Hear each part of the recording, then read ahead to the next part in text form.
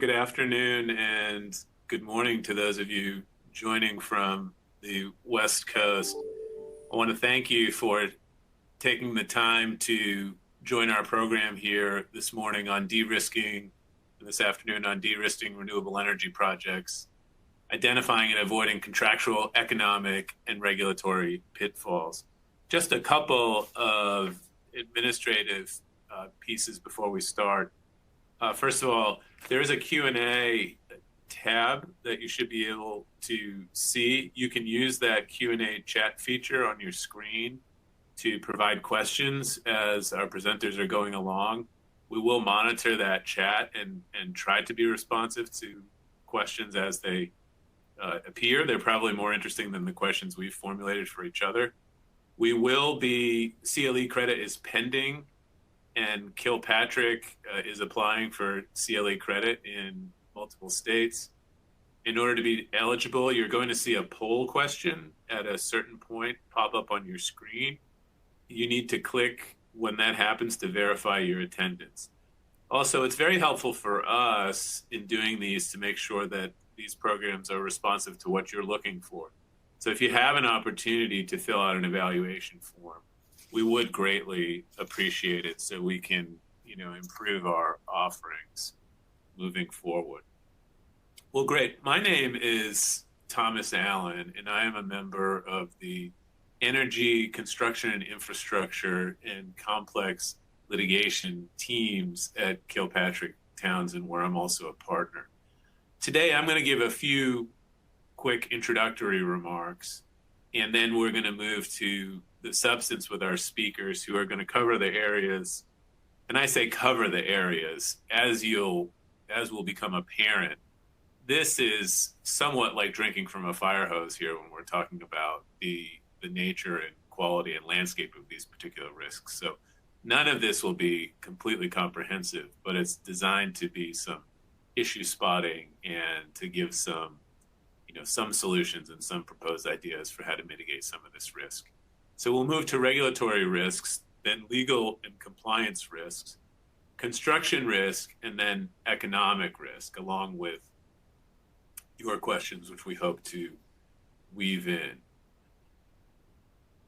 So we are really in the midst of a renewable renaissance right now. I think if you're attending this presentation, you probably have an idea of the depth of business that's occurring right now in the United States, but also globally. The world's renewable energy grew by 50% to 510 gigawatts in 2023. And we've seen consistent growth over a 22-year period where renewable capacity is setting records as more projects come online each year.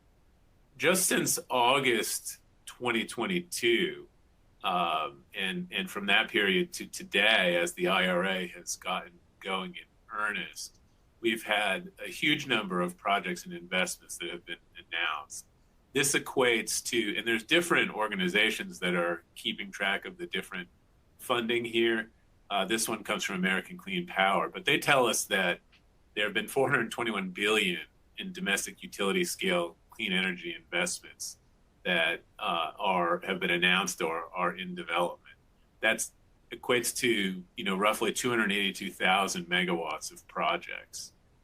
And we also this boom is inclusive of 123 new utility scale clean energy manufacturing facilities, which is kind of a broad term, but you can probably have an idea of what types of facilities would fall into the category of clean energy manufacturing facilities. By some estimates, there are 4,000 projects in the United States that are either being built right now or are in the planning phase. So just a huge pipeline of projects. Now, the landscape more generally in the power generation business, and I'm kind of a nuclear devotee here. I mean, I love all forms of energy, but you'll learn a little bit about myself that I'm including nuclear in some of these statistics. But by 2025, global nuclear generation is forecast to exceed its previous record set in 2021. Lots of low emission sources, including nuclear, renewable, solar, wind, hydro, hydrogen. I mean, lots of these are set to cover all global demand growth over the next 3 years. Electricity consumption from data centers is a huge energy draw here. AI and cryptocurrency, mining for Bitcoins and things like that. Those are energy intensive projects that really could double their consumption needs by 2026. Data centers in particular, I'm hearing a lot about in the industry as being huge consumers of energy. Electricity prices are varied depending on where you are in the world. Right now, it costs about double in the European Union to that of the United States and China in terms of electric prices for energy intensive industries. And we also, in addition to the tremendous growth in the United States, which I think is leading right now in renewable energy development and production, and also the development of new technologies, Asia has been a leader in the growth of nuclear power, and their global share of nuclear generation could reach 30% in 2026.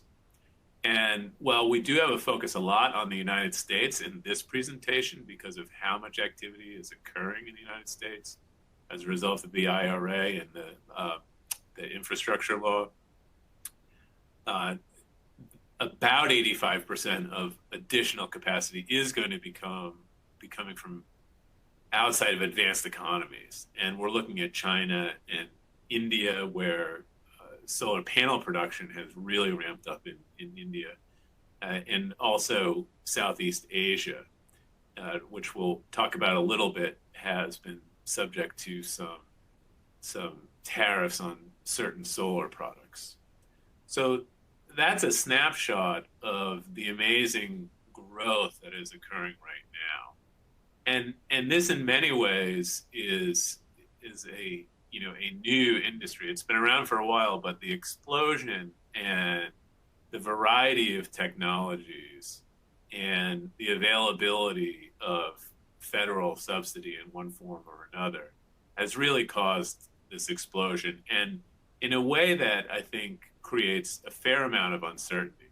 This quote here comes from a Lloyd's of London report for insurers on energy market risks. And what they're saying here is that energy markets are still evolving to accommodate the influx of renewable energy, huge capacity coming on board, huge projects being planned. And the balance of risks across the energy market has not yet settled, because this is something that is a new landscape for most and many of us. And so we have yet to see stable long-term risk patterns. But we want to touch upon some areas that we think are going to be important generally, but we won't cover everything. So we're going to focus on major risk factors for renewable projects, as I mentioned, including the various types of risks that our speakers will be addressing. But there are a lot of topics that we can't cover in 90 minutes. And what I wanted to do is just give you some thoughts to think about beyond today. And maybe some of these will be touched on in a basic sense. But first of all, a lot of what's coming on board today is new technology. And to what extent is that technology proven? And to what extent are you relying upon performance guarantees for that technology or product warranties? I know, for example, in the solar industry, sometimes a lot of the warranties get out ahead of the actual performance of the panels, because there have been technological developments that have occurred at a rapid enough pace that, the idea is we can sell the future product before it's arrived because we're going to get there. Well, is that something that's going to continue? That's something I think we need to keep an eye on. There's lots of new and unproven technologies that are coming online. Environmental, those of you in Georgia may have noticed that there was a recent suit in a solar case where there was significant runoff that caused millions of dollars of damage to an adjacent property owner. Initially, there was included in the damages award $135 million of punitive damages, which have since been reduced, but still represented a significant liability. One thing that I'm really interested in how these are going to be dealt with in contracts is the fact that there is investment tax credit recapture for some of the tax credit financing options that are out there. There's a 5-year recapture period for investment tax credits. And for some production tax credits are not subject to recapture, but they do require third-party sales. So there could be an issue there if you find out that you ultimately end up not qualifying. And we'll talk a bit about the supply chain risk. There is, I won't linger on these slides since I'm supposed to be the timekeeper here, but there's a lot going on with not only the, whether or not the countervailing and anti-dumping duties will continue on certain products from Southeast Asia, but also whether the exemption for bifacial panels will continue to be maintained. And will U.S. production, where we have a lot of requirements for using U.S. components in some of to meet some of the IRA qualifications, is U.S. production up to the task at this point? Excuse me. And then we have political risk. And that's something that I think we're all aware of as we enter national elections in the United States. So with that, I want to turn the presentation over to Benjamin Smith. And Benjamin is a counsel who concentrates his practice in the areas of energy regulation and related energy policy and regulatory work. Prior to joining Kilpatrick, Benjamin was regulatory counsel and then associate general counsel of the North Carolina Sustainable Energy Association. So I think he's got some varied experience to bring to the table here. Ben? Thanks, Tom. I'm going to give you a little bit more background about myself and move through some slides. Happy to be with everyone this afternoon or morning or evening, depending where you're at. Again, Ben Smith. I'm in the Raleigh office of Kilpatrick. I am one of, I think there are approximately 20 utilities law specialists now in the state of North Carolina. That means that more than at least half or more than my practice is in front of the North Carolina Utilities Commission or in front of related public utilities commissions across the country. That said, most of my practice is in North Carolina and the Southeast, but a lot of what I do is also looking over transactional issues across the country to sort of review for any regulatory risks or regulatory issues that might come up related to energy. First, let's talk about the good news.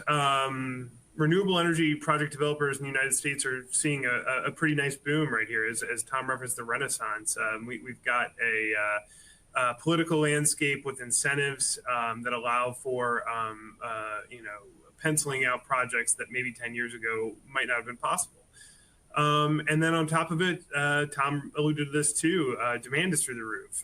I've sourced a quote from Washington Post article from March just 5 days ago talking about the soaring demand for electricity, which is touching off what they quote call a scramble to try and squeeze more juice out of an aging power grid while pushing commercial customers to go to extraordinary lengths to lock down energy sources such as building their own power plants.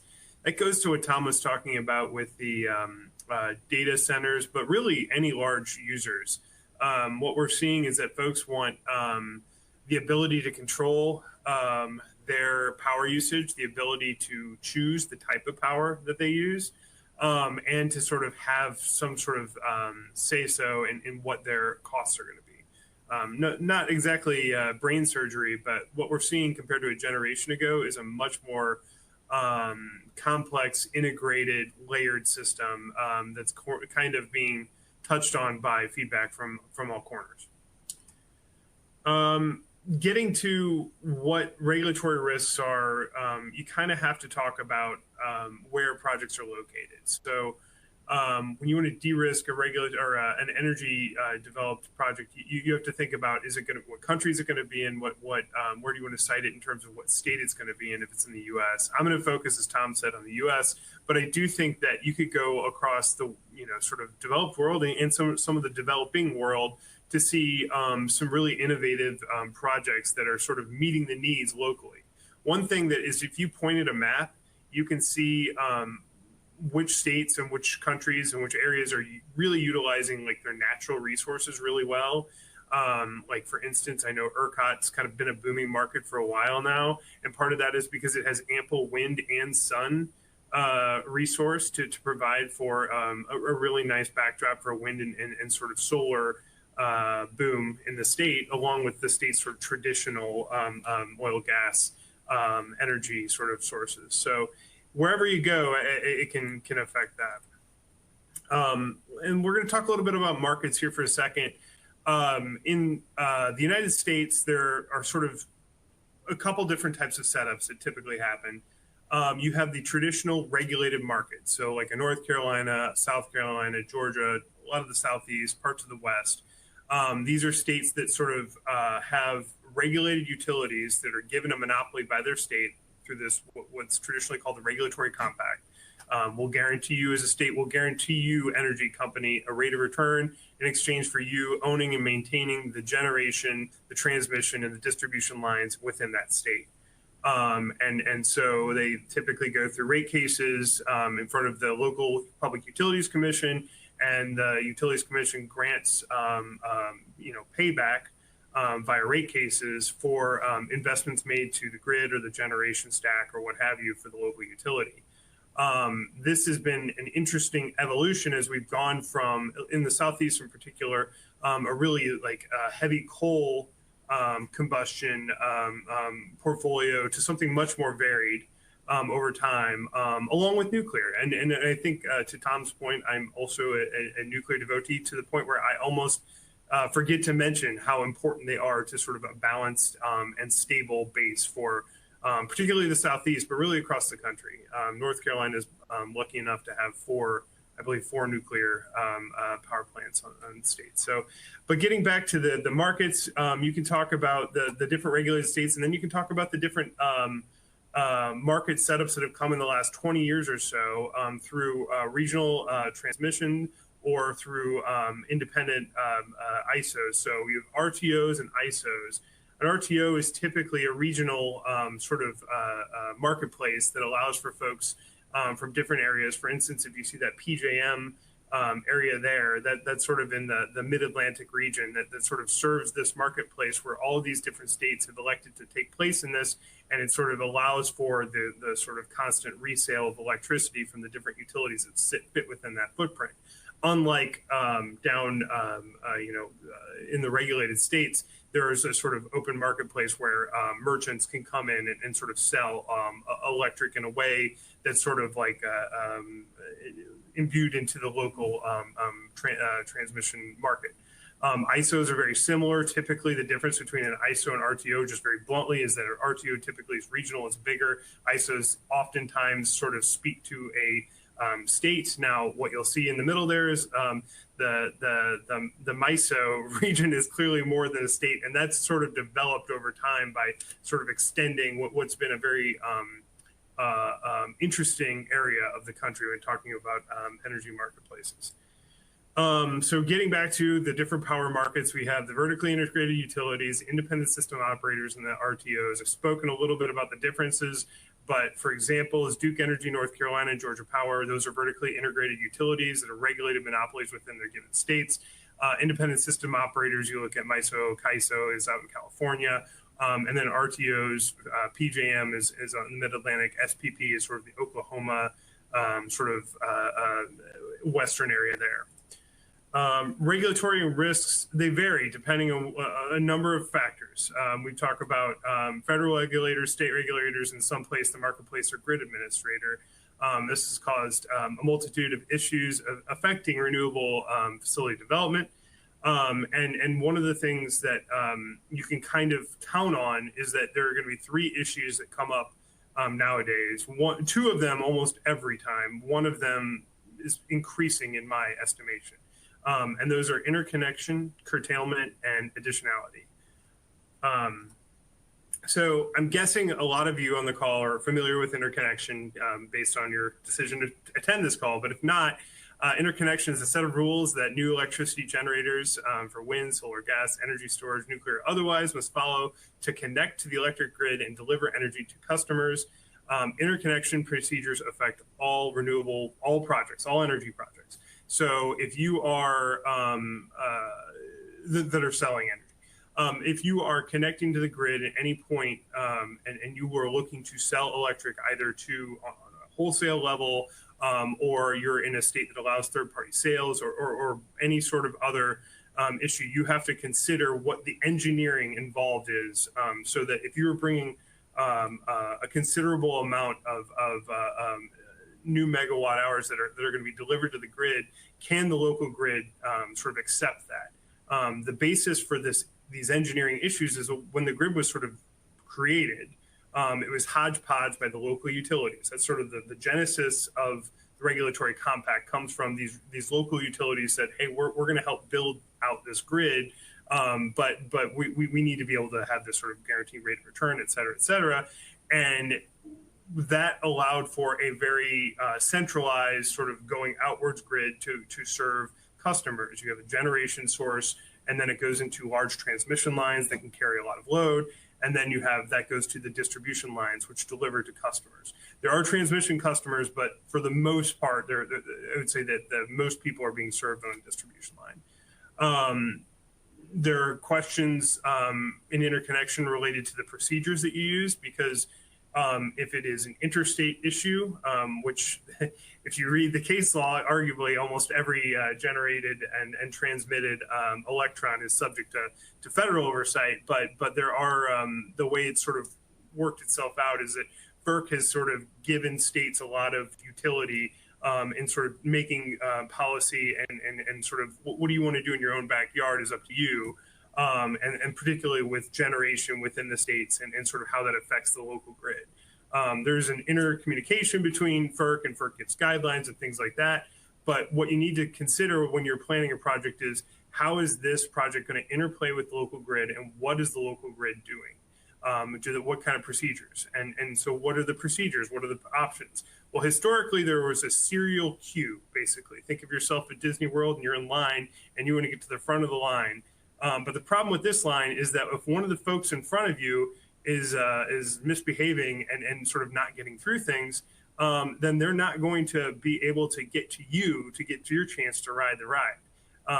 They're being held up by not making payments, by not meeting construction deadlines, by not going through study processes to show how the new facility is going to affect the local grid, or making payments for the related upgrades to the local grid. And so if you are behind one of those projects, then historically you just sat there. In North Carolina, where I've done a lot of my work, at one point, because of the proliferation of sort of FERC QF PERPA facilities, and I'll talk a little bit more about that down the road, but we had a whole bunch of 5 megawatt solar projects. And we had so many that the interconnection queue had gotten so held up that it was taking 4 or 5 years before, from the date of sort of application to join to sort of approval and moving through because of all these issues related to developers in front of you in line, the local utility and sort of its reluctance or sort of processes that slowed things down, et cetera. So North Carolina was one of the leaders in sort of thinking, all right, we need to think about a different way to do this serial process of the grid. So they started what's called cluster studies. And I don't think that North Carolina was the only one, but FERC came along a few years later and sort of adopted this idea generally of cluster study processes. And these clusters would sort of match projects that were geographically related to each other in some way, shape, or form. Maybe they serve the same area, they are on the same transmission lines, substations, et cetera. Where the projects were interrelated. Like what are the sort of what is going to affect the local grid and how do they work together? And that way, if one project had problems, either it couldn't meet the study demands, it couldn't make the payments to upgrade the local grid, or just the administrative payments, which happens too, the project just basically fell through, then it doesn't affect the entire line of folks waiting to get their project interconnected to the grid, but rather just its local cluster study. And also because it's a much smaller and sort of group sort of thought, those cluster study processes sort of allowed for a back and forth of information and push that sort of kept things moving a little bit better. I don't want to say that cluster studies are perfect. Because we've had issues related to cluster studies. We've had issues in North Carolina related to the sort of, there are heavy costs that are associated with going through the cluster study processes.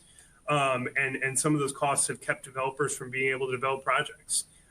In North Carolina, we've had some state mandated procurements where the project success rate has been below 20%. And when I say project success rate, I mean that in the sense that the state sort of says we need to procure this much new solar or this much new solar and storage, get those projects going. And as those projects go and they sort of see through the process of interconnection what the costs are associated with upgrading the local grid or what other projects costs there might be, or the developer has their own issues, et cetera, there's been a lot of attrition. And so cluster studies, while I think everyone would argue is an improvement over the serial queue that was before, there's still constant sort of repositioning and removing things around to sort of allow for projects to come through with less attrition and ultimately to serve the local ratepayers, et cetera, who have laws and sort of requirements to sort of oftentimes meet new emissions reductions, et cetera.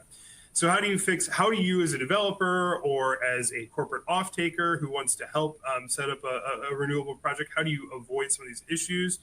I mean, I would say, and sometimes this is just too late, but you got to think about it from the date you say, I'm going to make a project. You have to think about where it's going to be located.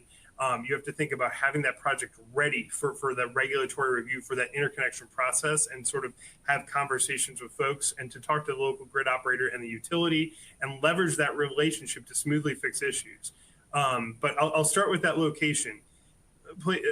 Places like ERCOT sort of allow you to sort of see what there's a little bit more transparency than there are in some other grids. And I really appreciate that because you can see, oh, this is a wind heavy area. So therefore, we know that wind is best on,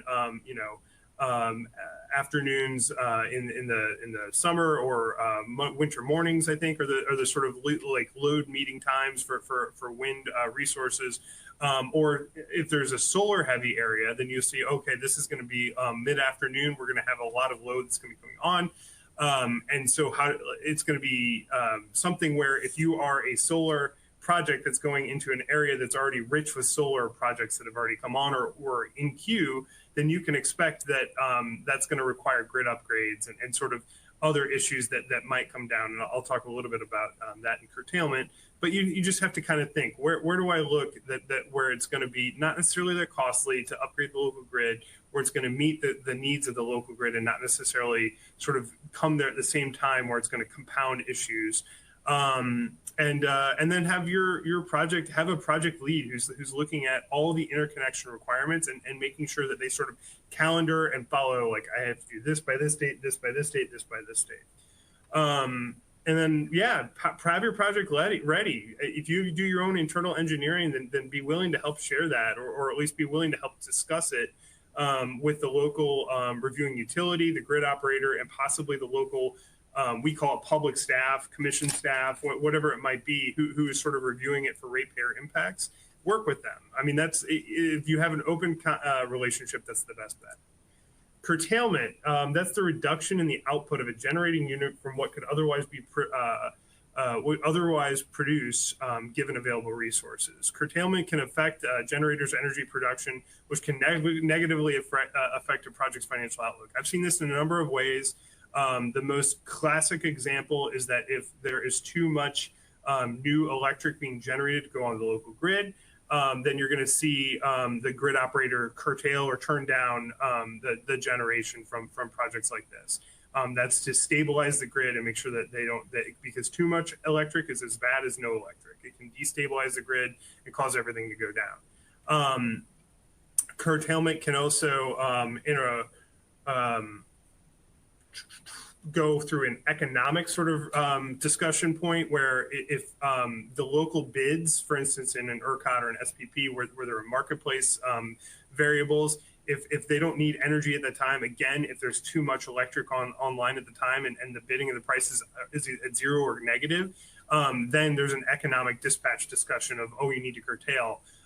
Developers, this is less of a concern, maybe not less of a concern. You're not making the money on the megawatt hours that you generate, but if you've also sort of piggybacked with a VPPA, a virtual power purchase agreement with a corporate offtake, then you might not be meeting the needs of that contract too, where you're supposed to be producing RECs.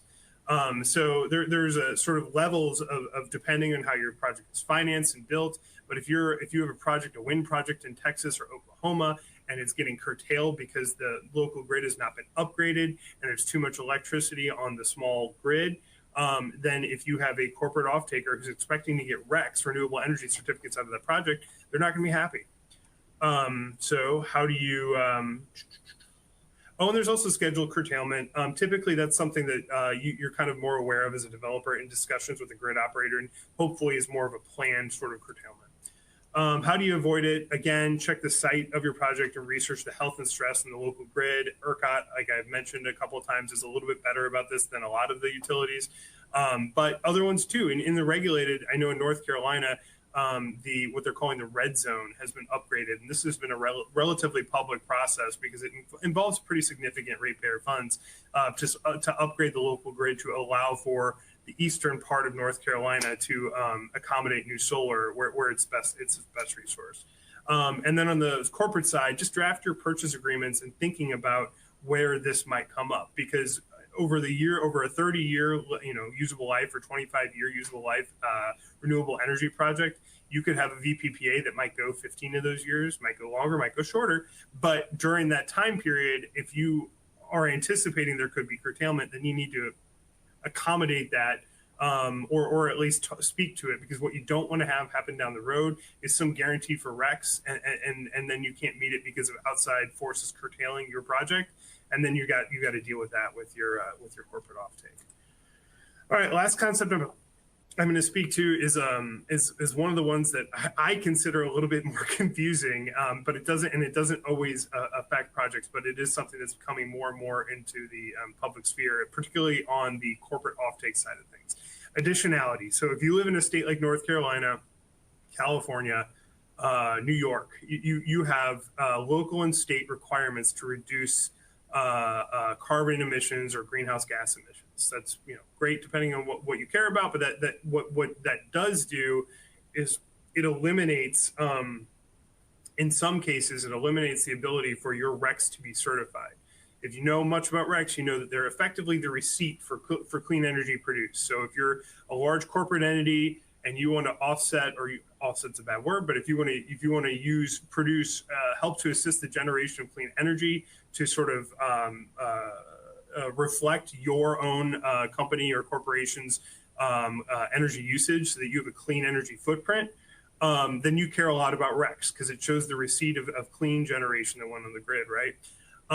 But the problem is if you're in one of those states, like in North Carolina, for instance, and you have a new generation project through a green tariff program, where you're working with a developer and through a utility to build a new project, and the RECs aren't certified, then those RECs can't be used. There's no guarantee against double counting, and you risk a possible greenwashing thing.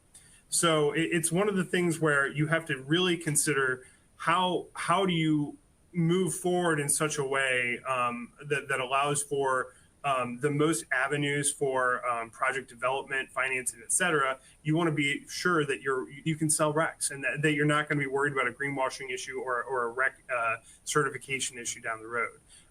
Center for Resource Solutions took a position on this in North Carolina, stated that a new green tariff utility programs would not be eligible for their what's called the Green E certification, which is sort of a nationally recognized certification, due to the lack of the regulatory surplus. So that's what I was talking about at the beginning. You need to be sure that you are an additional new resource that if you weren't there, but for your new project, that you wouldn't be getting new renewable energy certificates.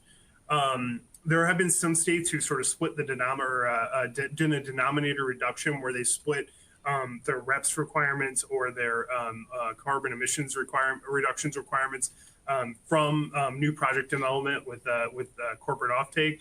And so that like eliminates that double counting issue. But some states like North Carolina are sort of struggling with how to do that. How to avoid it, and I'll stop there. Seek out customer programs and green tariffs where they have a plan for how they're going to renew those recs. And try to avoid ones that don't have certification, because you don't want to risk double counting. You don't want to risk any sort of greenwashing claims down the line for your corporate offtake folks. And in RTO ISO territories, VPPAs and similar constructs oftentimes require that REC certification. But one thing you can allow is just include a provision in those contracts to say, hey, if we're not going to get, if we can't get certified RECs for your project, then buy those certified RECs in the open market. There are REC markets out there that can adequately meet what you need. Some folks want project level RECs or RECs for projects that are located within the same sort of geographic footprint that their corporate entities are. Totally understandable, and there are avenues for that. I think that's it.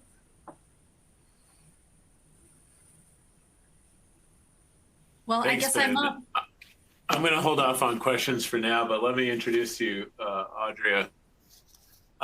So our next presenter is Audria Perez, who is a member of the Government Enforcement and Investigations team at Kilpatrick and serves as co-leader of the firm's environmental, social, and governance ESG practice.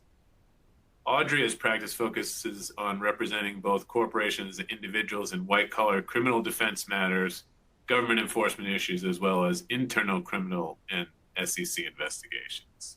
So, Audria, thank you for joining us. Thank you, Tom, and thank you for the introduction. I was excited to get started, and like you mentioned, Tom, before, it's really difficult to talk about some of these topics because it could spend days just on some of these. So what I decided to do is really focus on topics under the legal and compliance risk section that we hear the most about from our clients, where we're getting questions and they're seeking advice on. And so we wanted to start off with ESG disclosures. And of course, there's two types. There's the mandatory ones, and I'm sure a lot of you have heard that last week the SEC adopted its climate risk disclosure rules that we've been waiting for over a year. So obviously those are mandatory rules, and some of our states and other international regulators have also put down some mandatory rules that we'll talk about in a moment. But then there's also voluntary disclosure. So those are the glossy ESG sustainability reports that your companies may issue. I know our firm actually issues a report every year. And it's also your website, your social media posts. All of those count. And then we'll talk about examples of how those types of disclosures or marketing or advertising are now being looked at pretty stringently, not just from the government enforcement side, which is the yellow piece there, which is where I spend most of my time, but also from shareholders and consumers and also suppliers and customers as well. So what you say really does matter. And with the use of AI, I can tell you that the federal government here in the United States uses AI to scrape the internet to look for patterns in disclosures like this. And I think also the New York AG's office is doing a better job at doing that as well. And we'll talk about a recent case that just came in 2 weeks ago, where the New York AG's office really did a great job in their complaint of just outlining how many times a company said one phrase and how they said it and when they said it and what environment they said it in, to make it clear that voluntary disclosures do count when it comes to bringing about exposure. So I mentioned the SEC adopting its climate risk disclosure rules last week, but even before then, the SEC was using the practice of regulation by enforcement. They went after and sued several companies for misrepresentations in their voluntary ESG statements, not just their mandatory ones. And here are two big examples. On the left, we have Vale, which is a Brazilian mining company. So what's interesting about Vale is in 2015, they had a dam that collapsed in Mariana, Brazil, and it killed 19 people. And so after that tragic event, Vale went out and had basically a marketing campaign on their website and social media and other places saying that, look, we are taking safety very seriously. We are now the international best practice when it comes to safety. We are going to make sure that what happened in Mariana never happens again. And they had this slogan of Mariana never again. And we're making a commitment to sustainability. It was one of their phrases.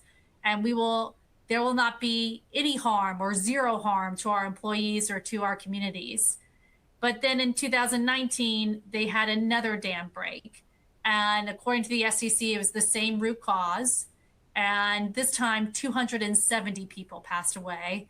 And usually in a presentation like this, I show the pictures from the collapse, but it really did cause some tremendous harm. And the SEC in their complaint really pointed to the immeasurable economic, social, and environmental harm that this dam collapse caused. And the SEC pointed to how Vale knew that allegedly that the dam is going to collapse, that it was fragile. And it also brought up some other things as far as bribing auditors and certifiers who create these certifications of safety. But the key here was that the SEC was very clear in the press releases and its complaint that they were going after Vale for these voluntary reports. And it really pointed to their sustainability reports, to their website, to the videos they had on their website, by saying all these phrases to make the investors, at least that's what the SEC said, to make these investors believe that Vale had really changed when it came to safety and sustainability. And so to resolve that action, Vale paid $55.9 million. There's a similar story with DWS Group. You know, DWS is the investment arm of Deutsche Bank. What's interesting about DWS is that there was an entire expose in the Wall Street Journal before this action actually was filed. The head of sustainability of DWS allegedly went to the board of DWS and said that she had concerns. She had concerns about the voluntary report that was going to be issued about how DWS really focuses on ESG criteria when looking to invest in certain funds.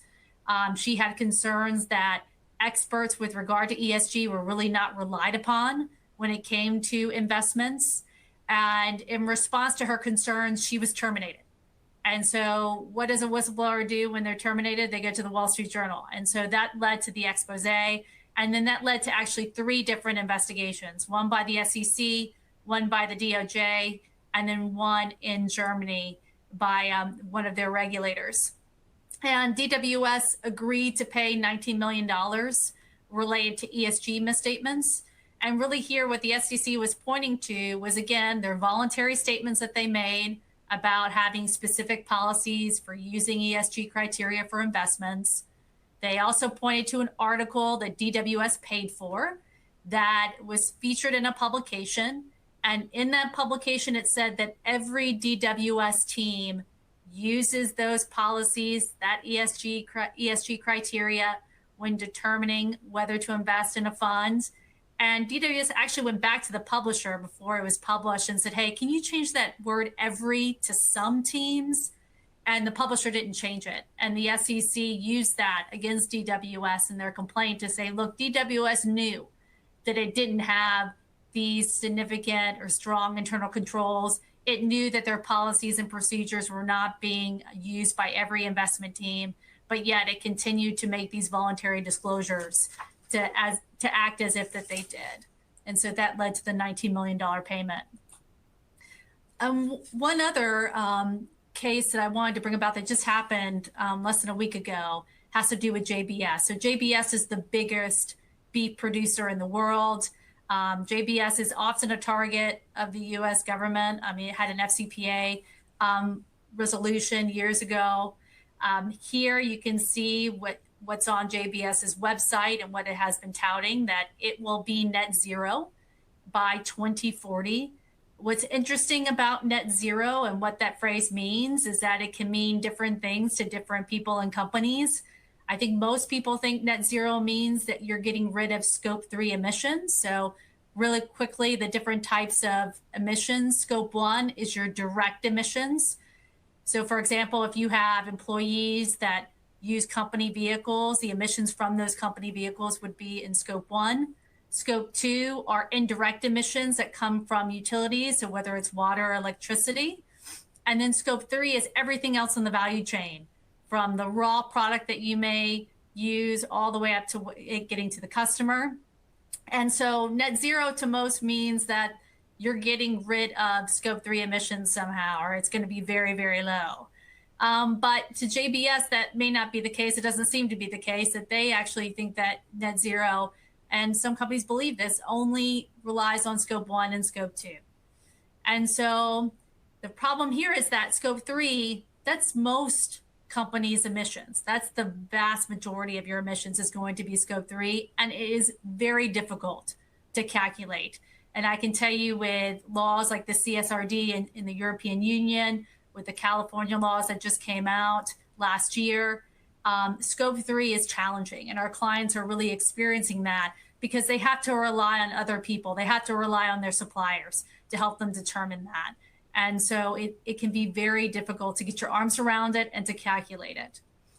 And so what the New York AG's office said was, look, JBS, by putting out that you're going to be net zero by 2040, this is an example of greenwashing, and you're misleading consumers and those in New York. And we think that you have deceptive trade practices. We think you're committing false advertising, and we think you're making fraudulent claims.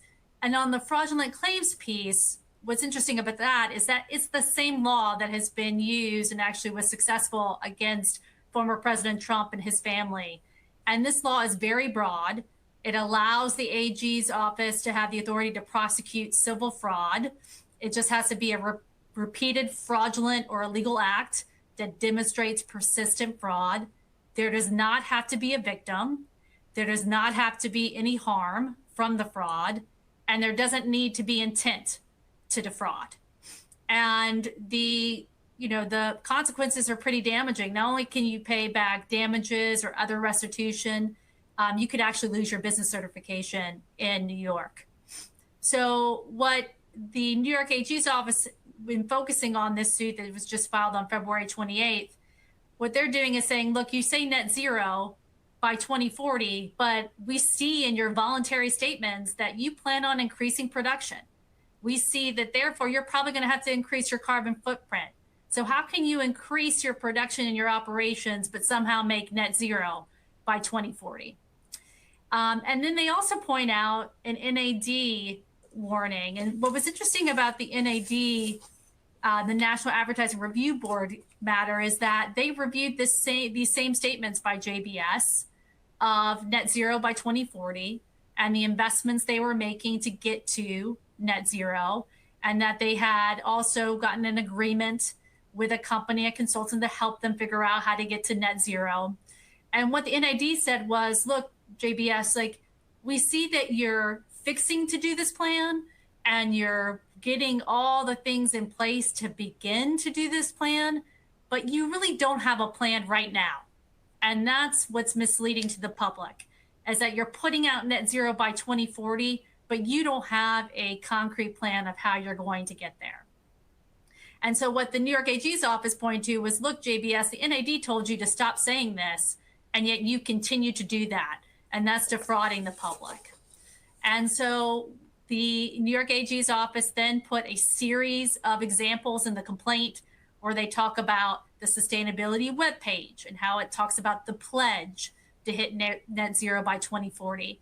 What's interesting there is that JBS, it's based in Brazil, so a lot of JBS USA, a lot of their information and their website actually links back to the Brazilian group company. And so everything that the Brazilian group company said on their website has been imputed to the US arm. The New York AG's office also pointed to a New York Times article where they talk about, setting science-based targets and getting to an investment of $1 billion. They talk about cutting emissions by 30%. And then they also pointed out how the JBS Group CEO came to New York and talked about how they would be net zero by 2040. So it's, again, the prosecutors are using all these different sources of information to be able to show the court, look, this is how many times and how many different ways JBS has allegedly misled the public in New York about what they were doing.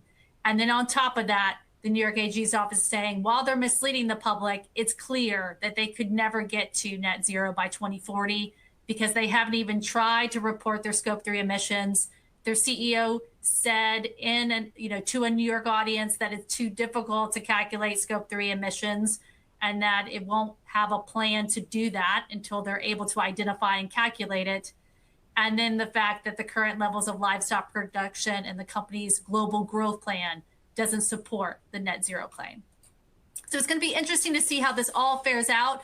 But again, it's a real risk here because you've got a very aggressive New York AG's office, who's looking for examples like this. And they're using broad laws to help them come up with ways of saying, look, companies, even when they voluntarily share what they're doing, sometimes saying you're going to have a plan, but not having a concrete one that actually shows some concrete effort, that could actually be bring about exposure. So here I've got on the screen some examples of some supply chain due diligence laws that are available around the world. Again, these are just examples, but these are examples of laws that kind of come up in my daily and weekly work. And I just want to point out a couple. One is the CSRD in the EU that I mentioned before. I have a lot of clients who are very concerned about this law. Now, again, the way that the European Union works is they come up with minimum requirements, and then the member states actually implement those member requirements, but they can actually add more stringent laws. And we've seen that in a couple of places like France. But I actually have one client who's thinking of reorganizing, doing an entire reorg of their European operation to avoid this law. Because under this law, you would have to, depending on the type of company you are and how large you are, you have to report how your business affects the environment as well as the social environmental risks that you face. And it's double materiality. So you're talking about the financial risk to your company, but also the risk to the environment and the social aspect of the world. So it's a pretty high bar, and you have to report scope 3, which is the other reason why one of my clients is thinking about reorging, just because of this law. And then California, very quickly, I know a lot of you have seen a lot of press and media about this. 2 laws were implemented and enacted last year. One of them requiring scope 1, 2, and 3 emissions to be disclosed. So if you are a public or private company, you would have to do that if you are doing business in California and have a $1 billion revenue. But again, there's a lot of questions about how that law is going to work, who actually has to disclose. And the one thing I just want to make clear, because this is really the linchpin here, the one thing that I hope people get out of this section is that when you disclose, you're bringing about disclosure, exposure. So it has to be complete and accurate.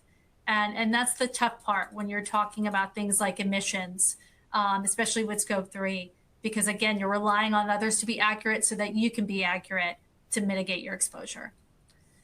Then really quickly, the Uyghur Forced Labor Prevention Act, this was enacted in June of 2022, basically saying one of 2 things.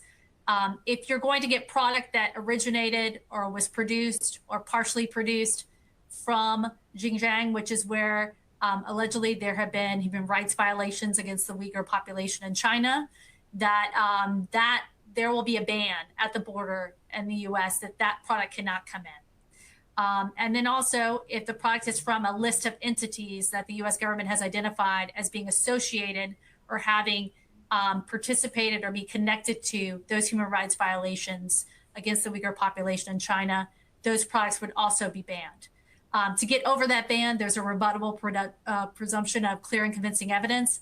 I can tell you that basically means for the Customs Border Patrol agents that you have to have 100% verification that product hasn't originated, was wholly or partially produced from that region. And that is very, very difficult. So we've had clients who have done surveys of, hey, I can show you with 90% accuracy it didn't come from that region or from that entity. And the Customs Border Patrol agents have said, yeah, that's not enough. We need clear and convincing, which us means 100% accuracy. And this just gives you an idea of what's been coming and has been banned at the border. 2,500 shipments in the last year and a half, $2.2 billion. Although I will say Customs Border Patrol has a dashboard on their website. It now has gone up to 2.6 billion. You can see the countries that goods have been detained and have been banned and not allowed into the United States. It's not just China. It can say, the sender can be from Malaysia, but again, the US government is really trying to keep up on the list of entities and where these products could be coming from, and not necessarily, it doesn't necessarily have to say China on the sender address. And then, of course, the types of seized goods, one of them being polysilicon, which is used to make solar panels, but also different types of batteries and whatnot. And I will say the Wall Street Journal had a great article last week about Volkswagen, how they had found out that one of their suppliers, sub-suppliers, so 2 suppliers down, had gotten a magnet component that they use in their vehicles for Porsche and Audi that actually was from originally an entity on the Customer Border Patrol list, and they were not allowed to bring that product in, and they had to stop bringing in other products to assemble those vehicles here in the United States. And so they're trying to find a different supplier. So it's caused some havoc for them. And then finally, because I know we're going to keep on time, is SolarWinds.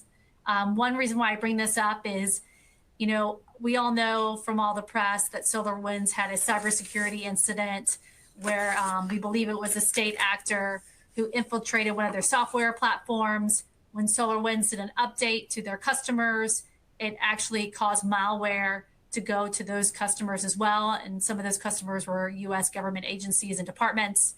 But here the SEC has sued SolarWinds and their CISO, so the individual, which is what really should be a cause of concern here, for misrepresentations and their cybersecurity practices, their risk, and their vulnerabilities. And this was before the recent cybersecurity disclosure rules were enacted. So again, this is regulation by enforcement.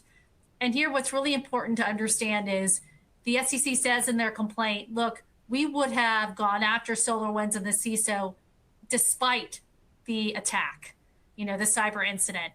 It was the fact that they knew that they had vulnerabilities, they knew they had weaknesses, and yet they continued to say that they had practices that were not true. And they actually point out one of the examples is a security statement on SolarWinds' website that they said promoted SolarWinds cyber practices, but it turned out that it was not true. So that's why I bring that up, that these types of what you think are harmless on your website or your voluntary disclosures through an ESG report, sustainability report, you think that it's really marketing and it's harmless. I can tell you that there are government agencies and entities and departments who don't think so. And so it brings about a lot of risk for companies. Thank you, Tom.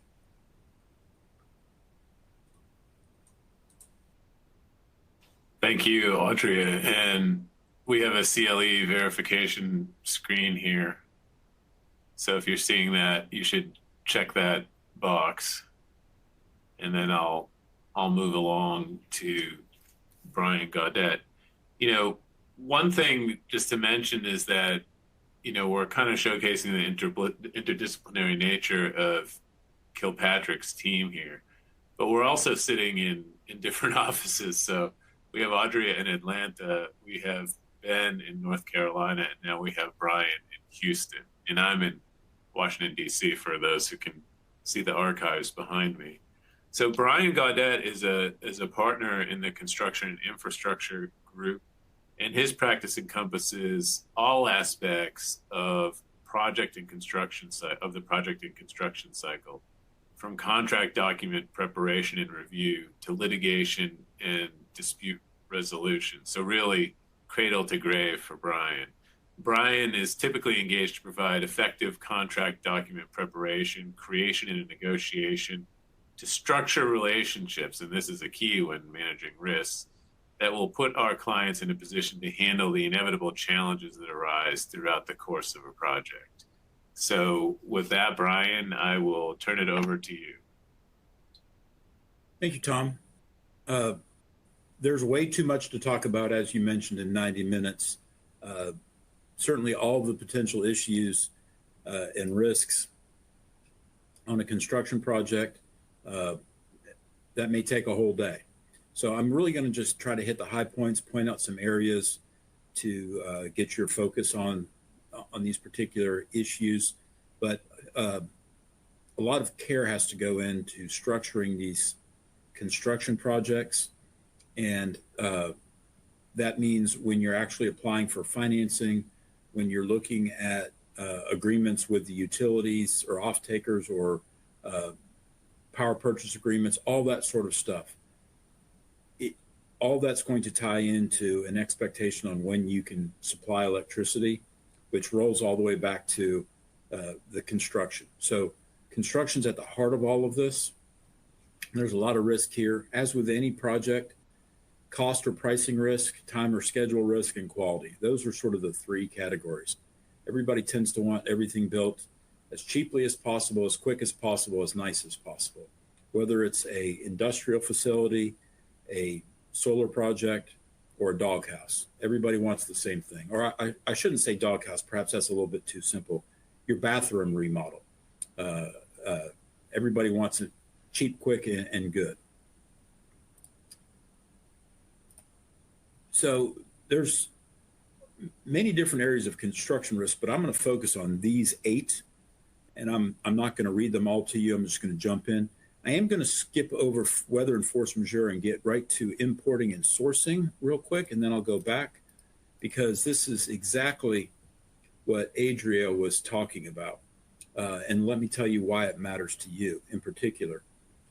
She did mention the VW Porsche Audi thing. I have a partner here at the office who's, I think, brand new Porsche has been sitting at the port for 2 months because of that component. They found those components in those vehicles. So this has reached a consumer. So 2 months it's been sitting there.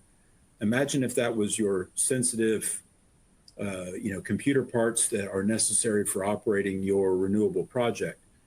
Trapped at customs. No one's going to be able to spring it. You're just going to be eating delays, and it's difficult. It's difficult to do anything about that quickly.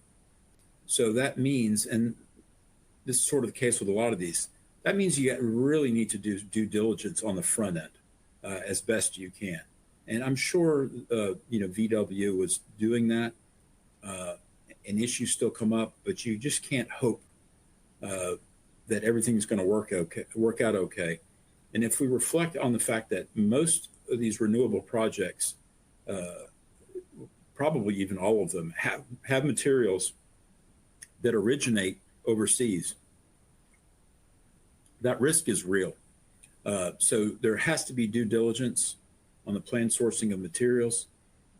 Even then, there's still some risk because it's not just those regulations that Adria talked about. I mean, one thing that happened not that long ago was the imposition of Russian sanctions. So if you're dealing with companies in China, what I like to tell everybody is each of these countries have a different friends and enemies list. So China may not view getting manufacturing capacity out of Russia as a problem, or North Korea or something like that. So with the imposition of new sanctions, that can really throw things into a tailspin. So anyways, lots of due diligence on the front end. Do the best that you can to make sure that the materials are being sourced where they need to be sourced from, so you don't get caught up in a indeterminable delay with customs. I'm going to jump back now to weather and force majeure. Break this up in two. Renewable projects by their nature are impacted by wind and weather. These aren't commercial buildings where a lot of your work can be done inside. These renewable projects are pretty much almost exclusively outdoor projects. So one thing that's worth noting is when it comes to the development of the schedule, the construction schedule, you need to make sure that there's ample weather days in the schedule.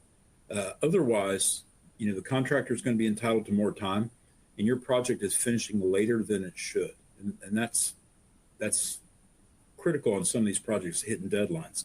I recently looked, I think it was a manufacturing facility contract. I was negotiating it, and I saw the contractor had included 2 rain days. I don't know, it was like during the month of June, 2 rain days in the month of July. So I went to the local weather, a website for the weather, and found that in that particular locale, there was 7 days of rain on average each of those months. So that's 14 days of rain. Sure, they could happen on the weekend. You potentially have mud afterwards. Anyways, that was about 4 days accounted for in the schedule. That was obviously not enough. So you sign up a contract, the schedule looks like it fits. If it's not appropriate calculation of potential weather impact days, you're not hitting the deadlines, and that's bad for everybody. So that's definitely an area to look into. NOAA has a website where you can check. Certainly there's things like hurricanes and tornadoes and unreasonable, amounts of rains and floods that come up. But at least with respect to regular rain, we need to make sure that we have appropriate amount of time in the schedule to accommodate that. The next thing I'll mention is force majeure. Probably it was a rare occurrence for people to look at force majeure clauses until COVID happened, and then everybody was looking at them. And if you actually sit and read a force majeure clause, you'll notice that they're really poorly written. I think in the past, these were mainly just a checkbox. Do I have a force majeure clause in a contract? But there's usually deadlines for providing notice. There are sometimes cases where you only get force majeure if it's impossible, just not more difficult or more timely. Some force majeure clauses say impact at the project site only. Well, what happens if there's a COVID government shutdown that closes your manufacturing facility in China? That didn't happen at the job site, so there's no force majeure relief for that. So great care has to be exercised in reading force majeure clauses, making sure that they work. The other issue that happened in COVID is people were trying to follow these notice provisions about giving notice. And so I've reviewed some force majeure clauses for clients force majeure letters for clients where a contractor wrote a letter that said, hey, COVID just happened. And the response is, so what? Is this affecting the project? Are you expecting impacts? What do we need to do? So again, the force majeure clause is sort of written for tornado type thing that comes and goes, not really for pandemics and not really for things in other places. And so especially in the renewable space, we need to look at those more holistically, figure out where the impacts are. The other difficulty in force majeure clauses is when does it start and when does it end? You can tell, if it's a tornado or something like that, that's easy to figure out. But what about a hurricane? I'm down here on the Gulf Coast. What about a hurricane that's promised to hit? So you spend a week locking down the project site, you get all the workers out of town, it doesn't hit, and then you got to get workers back into town and the project back up. That's a pretty extended period of time. And then the hurricane didn't hit. So what do you do with that? So be very mindful that force majeure is as laid out and explained as possible. What I did for COVID is after COVID, I pulled COVID out of force majeure clauses and then put in a separate clause to deal with that because it was of a different nature. Plenty to talk about here, but I will move on. Okay, supply chain. Especially during 2021 and 2022, there were significant supply chain shortages in a lot of materials. Roofing materials were a big problem, and then electrical switchgear were a big problem. Big problem in that it was a 10 or 12 month or longer delay in finding out if you're going to get your stuff delivered. If we're having a rapid increase in renewable projects, and there's a lot of competition for those parts and pieces, undoubtedly we're going to see more of these supply chain issues in the renewable space. What's the plan? What's the plan for dealing with these issues? There needs to be one, and maybe I just have to wait. But we need to be contemplating potential supply chain delays. Is there a potential alternate source? Should there be, frequent check-ins with the contractor and or the vendor to check on supply chain?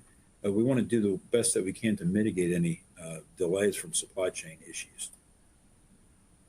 One such way is the early procurement of materials, and that is, getting stuff ordered, getting it on site or getting it nearby site as quickly as possible so you don't hit these delays. You need to be aware that there are storage requirements. Batteries need climate controlled storage. If we've got sensitive equipment, that can't be stored in a port, near salty or humid air. The parts and pieces will degrade. And then the other thing is one of the deadlines when warranties commence usually is upon delivery. So if we've got materials that show up at the job site 6 or 7 months in advance of when they're actually turned on to see if they work, you've already eaten in 6 or 7 months of warranty period before you figure out if there's a problem or not. So be mindful of that and see if there's the possibility of an extended warranty, and that's got to be priced in.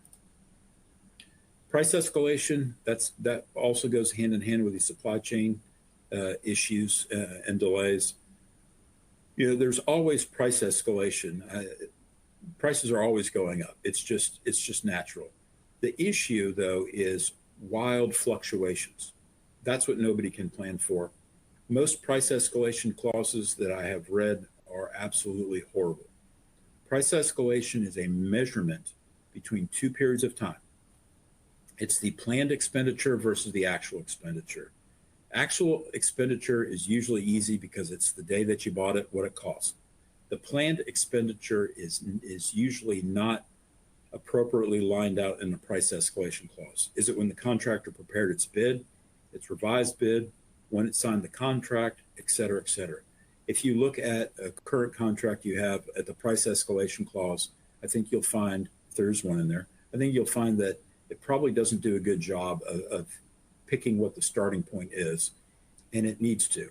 Even using commodity indexes, fuel or steel, well, on what day do we take the commodity pricing and apply it to? Is it when the contract was signed, the quote was developed, et cetera? That needs to be detailed.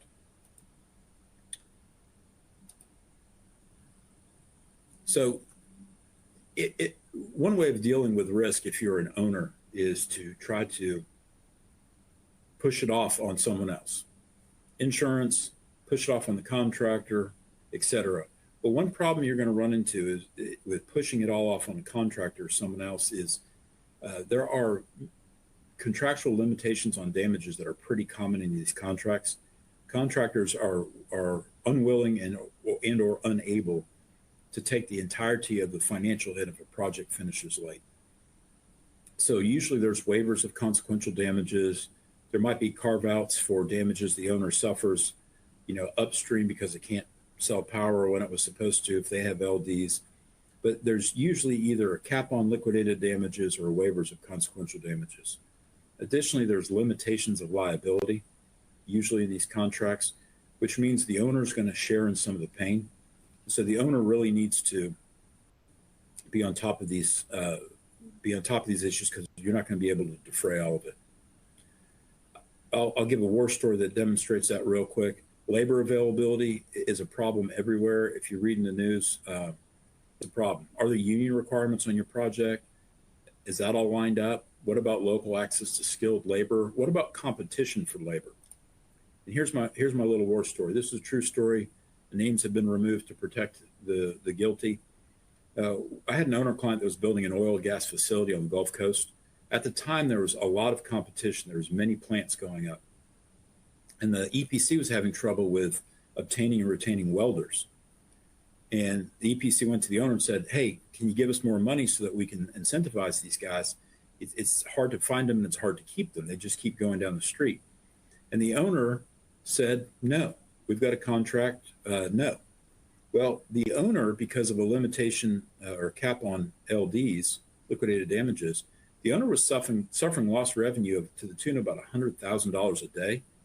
And the contractor's LDs were capped at $25,000 a day, which meant the owner was losing $75,000 a day for not playing along. The contractor figured it would spend less than $25,000 per day or it would be more if it tried to spend more money to obtain and retain these welders.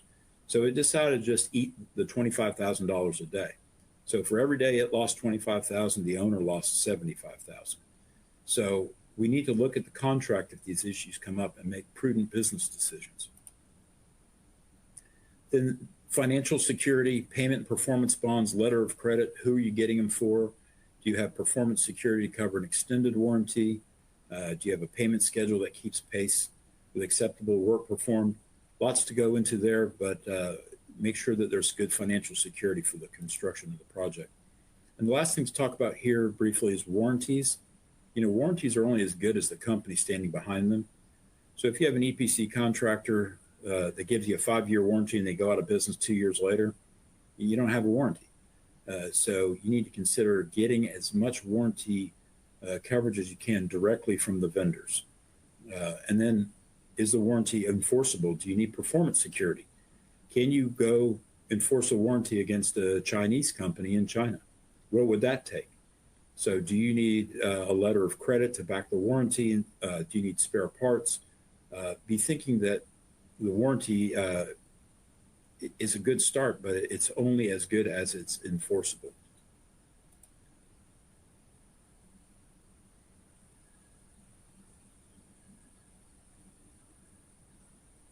That's me being done, by the way. Happy to talk about any of this. You're supposed to drop your microphone. We can do that better. I just have a button to click. Yeah. Thanks, Brian. We advised on a project in Texas recently where we were looking at the prevailing wage requirements. And one of the issues we identified is that states really haven't updated their guidance. And so what we had for prevailing wage guidance in Texas was something like 20 years old. So I think that, that's an issue that a lot, I'm glad you touched upon that one, because I think that, that's an issue in terms of labor. And if you need to pay a prevailing wage to qualify for the enhanced tax credits, is that something that's going to be available, and how are you going to address that risk in your contract? So I think that's, all of that is obviously hugely useful, but that's just one that came to mind that happened recently for us in your jurisdiction.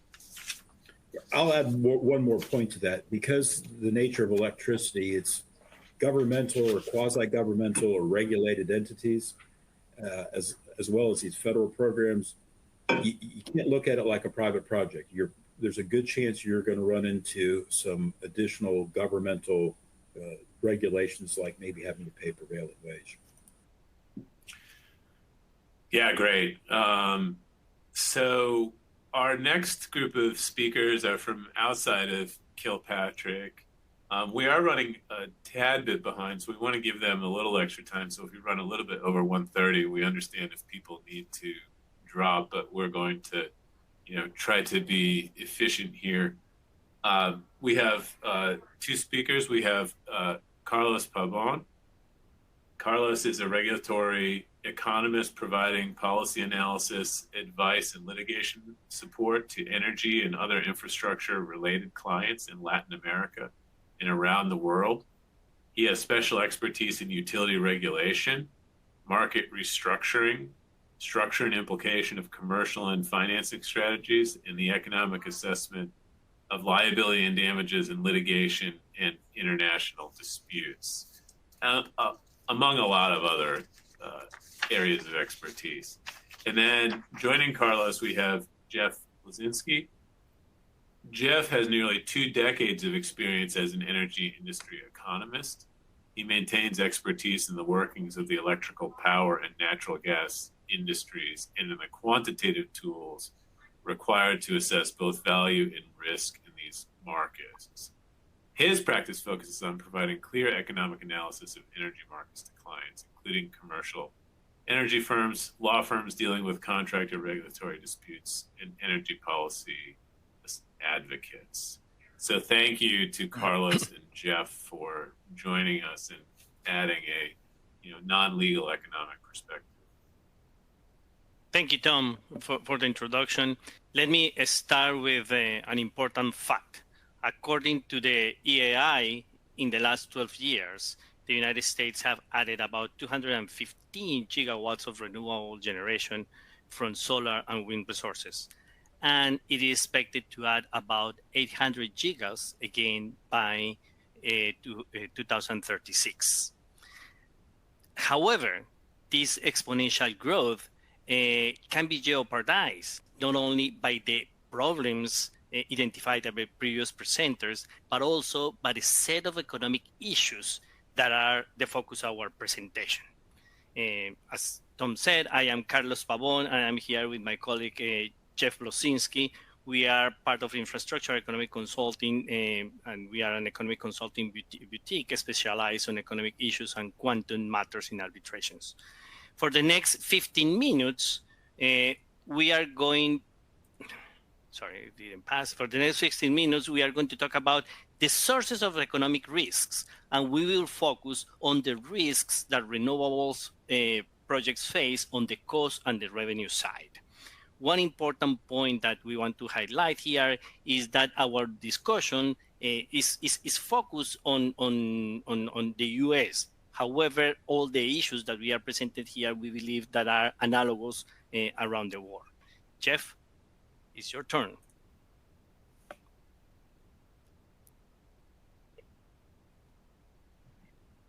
Sure. Thanks, Carlos. And we'll go quick, and we'll try not to duplicate some of what you've already heard. If you have any questions, are in the front of this presentation. So we want to focus now on wind and solar because those are the two big things. But a lot of the arguments here about economic risk to developing new projects, it holds for new hydrogen, new biofuels, battery deployment. As Carlos said, the forecast for new renewable energy is huge growth. You think you've seen a lot in the past 10, 15 years. You ain't seen nothing yet, according to anyone who's forecasting. What we see here is this is the Energy Information Administration forecast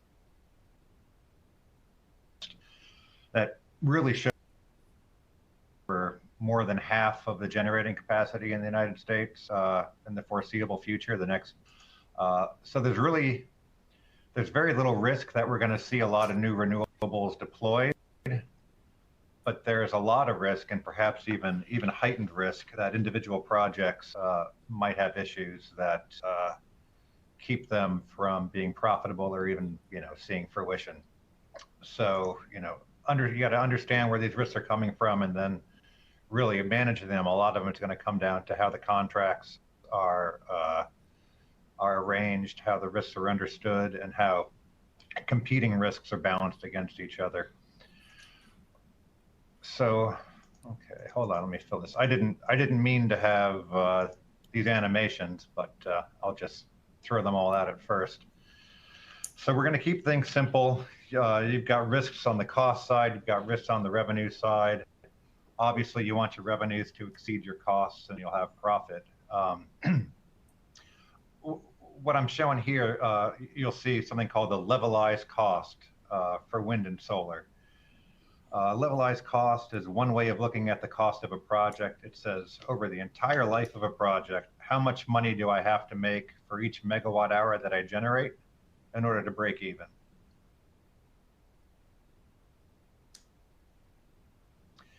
And for both wind and solar, most of your costs are, more of your costs are up costs of building the generating unit. So, you don't have to burn any fuel to generate a megawatt of solar power or a megawatt of wind power, but you do have to pay for most of the cost of the facility up front. And you do that, with equity and with debt financing. Now, if you're going to make that money back, where does that money come from? Where are your revenues coming from? Well, they're coming broadly from two places. They're coming from tax credits, and they're coming from your energy revenues, broadly speaking, and roughly a 2-to-1 ratio. You get about a third of your revenues from the tax credits that the federal government has kind of taken the risk away from. They're going to be there. But the question then is, are there going to be energy revenues there that are going to justify construction and building and operating your project? So let's walk through some of the cost risks and some of the revenue risks fairly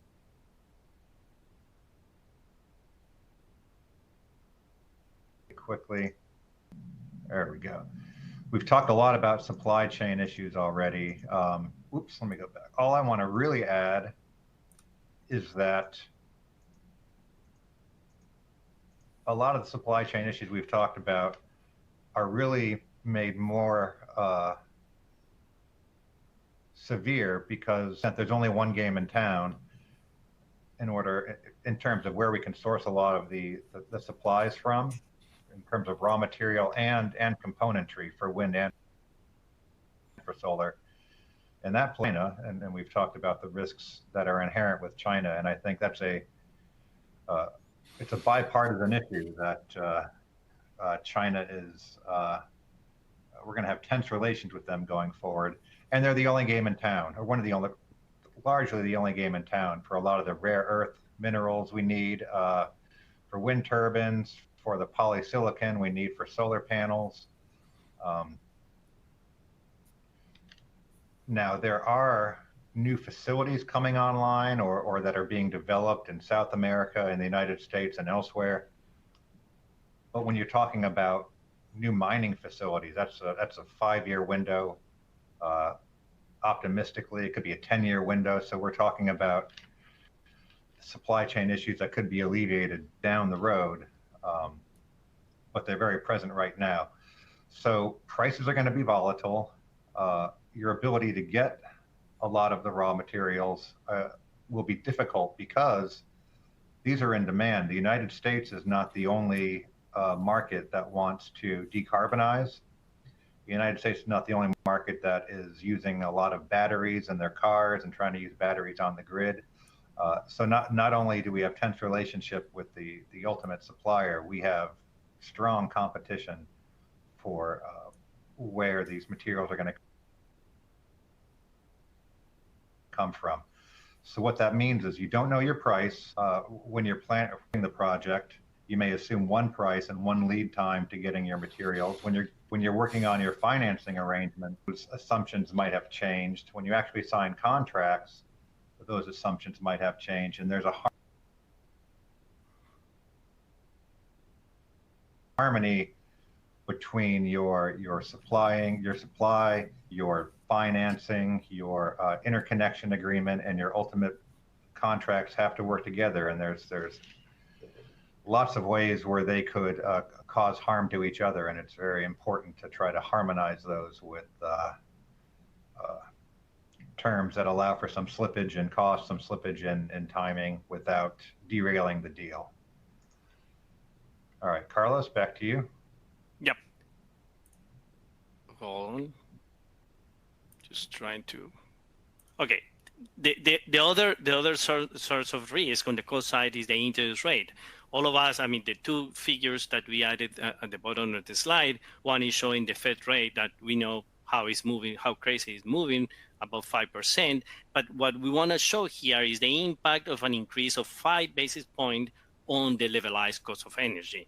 And we choose again wind and solar. As you can see, an increase of the 500 points would increase the levelized cost for wind from 42 to 56, and the solar case will be from 39 to 62, which means an increase of 33% in the levelized cost, which is a huge increase. That shows really the impact that interest rate could have.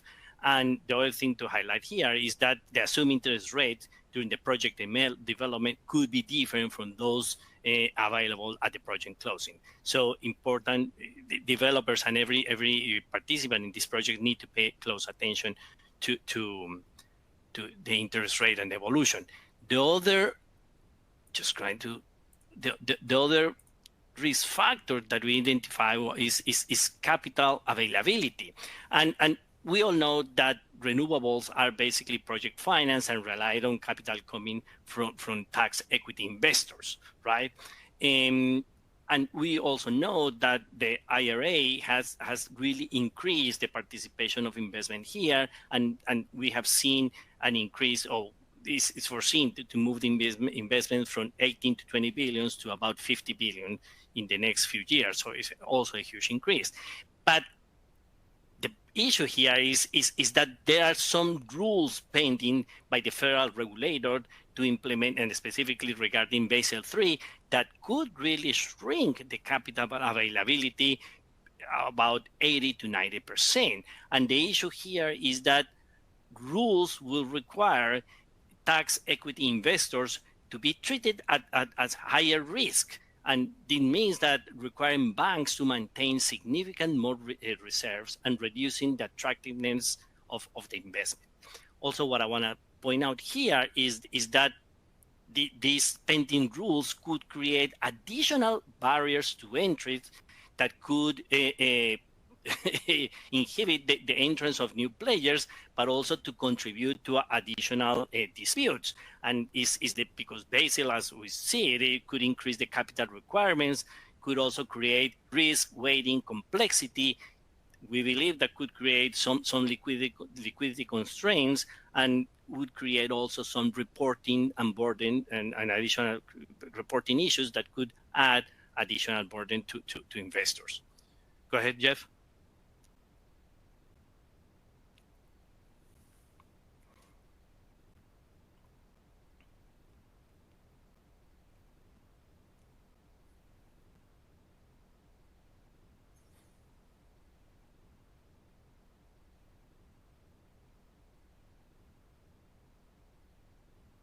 But the actual functioning of the electricity markets that these new renewable power projects are going to be entering. Power markets were not designed for renewables. Power markets were designed for generators that burn fuel and have a cost of burning fuel and are able to run when you want them to. Wind and solar have no cost. They have zero cost to generate power when they generate power, but they also have no ability to generate power when you ask them to. You take what they give you, and they'll give it to you for free. So what that ends up doing is really depressing electricity prices. So by the fact that we are deploying more and more wind and solar into power markets is necessarily bringing down power prices. And kind of what this chart shows you here is this is just for 3 months in Texas. About half the time power prices are under $20, half of the hours of that 3-month period. And there's even a good chunk of time where the power prices went negative. And the higher amount of generation that comes from wind and solar, the more likely you are to have lower power prices.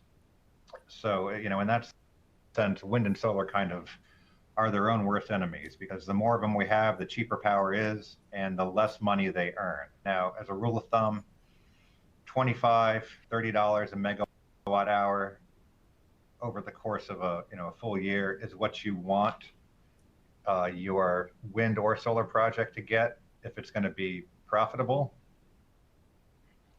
And it's not a guarantee that you're going to see that, especially as we add more and more to the system.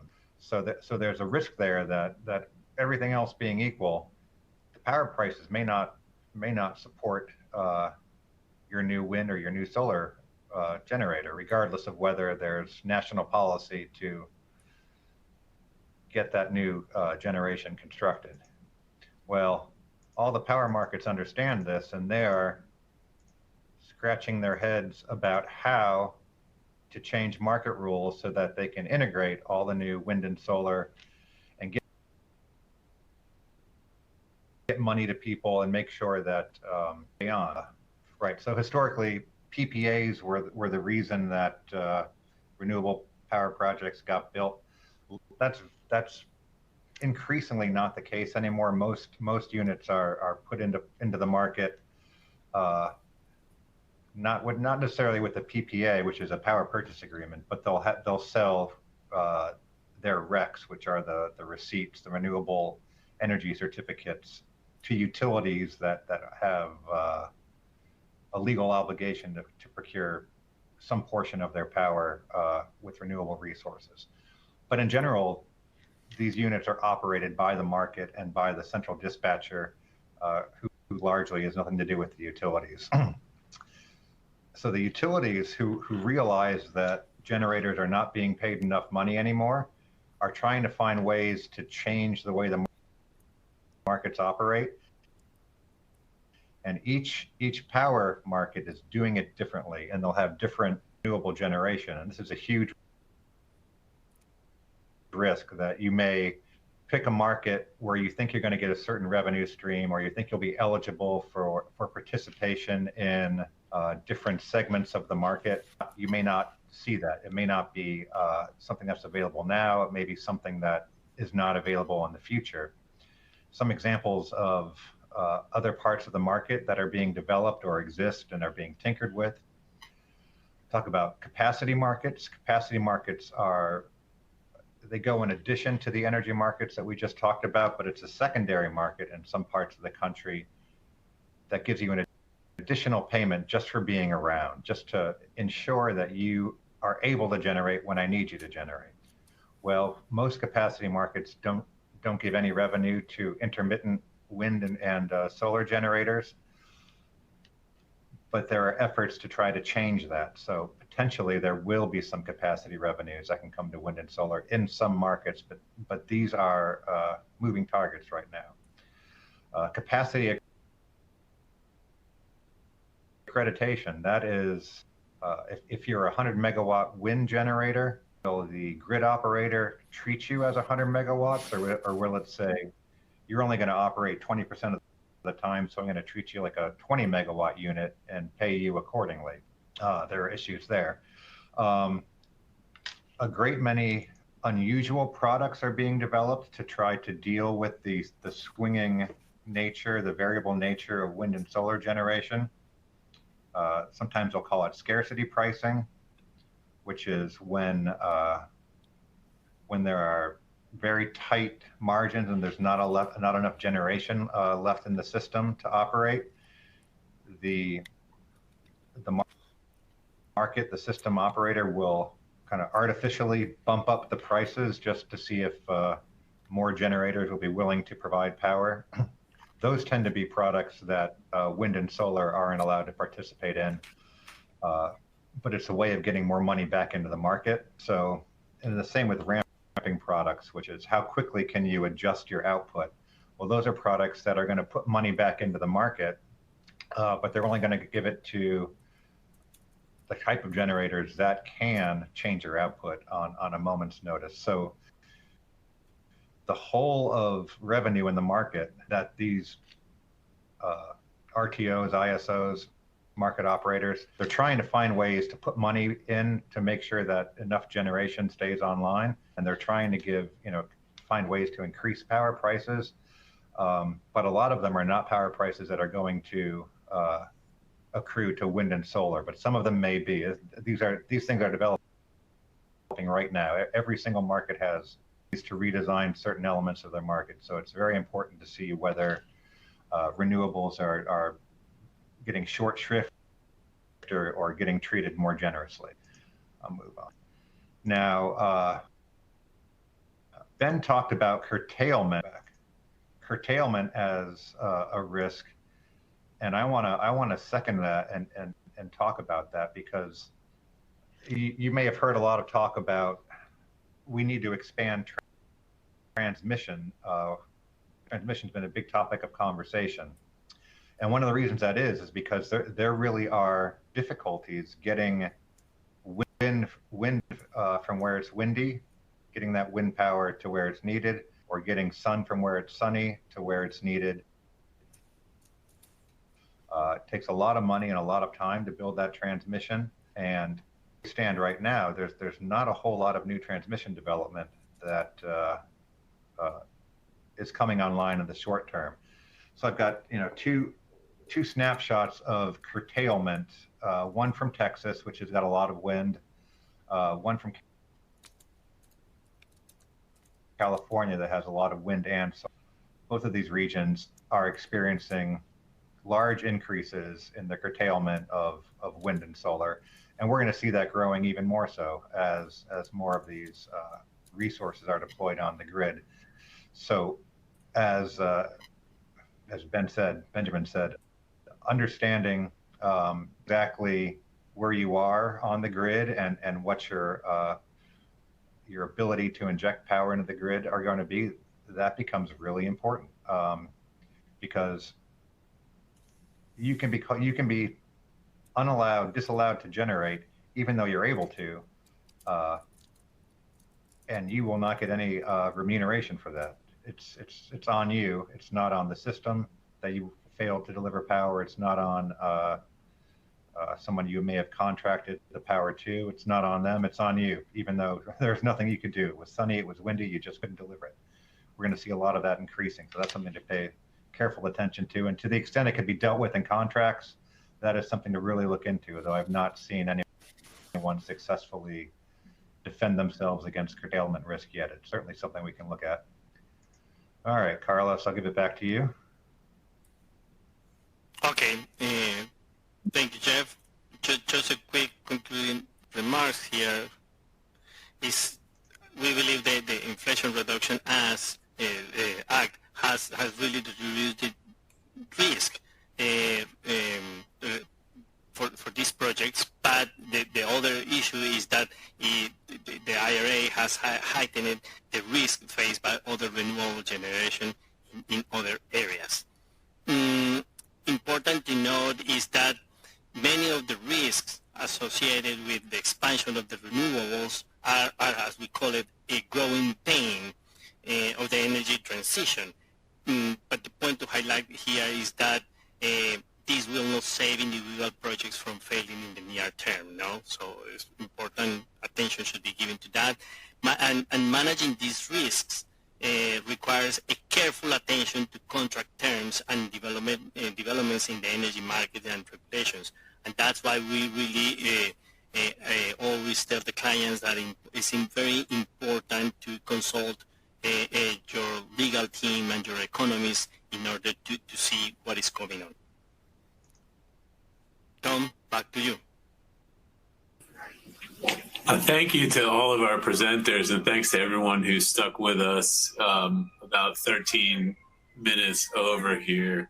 So I don't think we really have time, wanting to be respectful of everyone's time, to take the various Q&A, but I do think that all of the panelists here would be interested in continuing the dialogue offline, and we do plan to make both a recording of this presentation available to all the attendees, and I believe we also have plans to make our slides available. So to the extent there was information we couldn't cover in what was really an ambitious agenda, as Ben Smith said to me when we were planning this, he says, I can talk for 10 minutes on regulatory risk or 10 hours.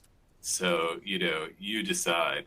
But there's a lot to chew on here. I'm sure that we're all interested in continuing the dialogue offline. If you want to contact people individually or contact me and I can coordinate, we do thank you for what we hope was an informative CLE/webinar in an area that has occupied so much of our attention and time over the past couple of years, and that I think will continue to be, continue to really fuel, for lack of a better word, this renewable energy boom that we have here in the U.S. right now.